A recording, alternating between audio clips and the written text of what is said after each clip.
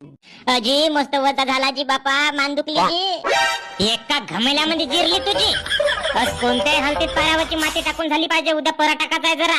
असाच झामल झामल करत राहून तर आमचं काम होईल का? अरे मी नेऊन टाकतो म्हणतो तुला पावड्यानं भरूनही नाही देत आहे. आता मी पावड्यानं भरून देतो, तुला नेऊन टाकताय नाहीये. हा मग मी दोनही काम मी काय एकटाच करू? एका हाताने थापुटी वाजली असती तर असा काल झाला असता. रामखोर बायको नाही तर आता का पाहतास का? माझं लग्न आहे, नेऊन टाक ना. अजय जराशे नेऊन टाका ना जी, काळजी करता.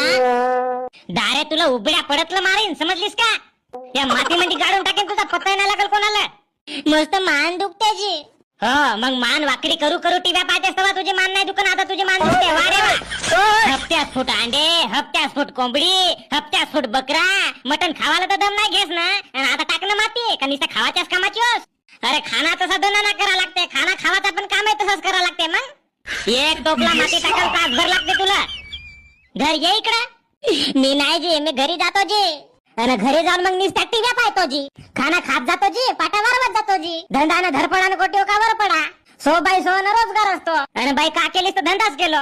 मग गावातल्या बायाला जाऊन सांग मस्त माती टाकलो हो, एवढे पाऱ्यावरची माती टाकलो. हो नाही सांगायची. तुझी माहित आहे ना मला, खिंडभर काम करशील पण नाही का गुंडभर सांगशील. गडू भऱ्या गोष्टीला हेलभर कसा करायचा तुला माहित आहे ना, मला माहित आहे ना. मग उभा पाहायला बाया बरोबर बसतेस ना मस्त, त्याला सांगतेस गेलो पाऱ्यावर माती टाकलो हो, एवढी माती टाकलो तेवढी टाकलो.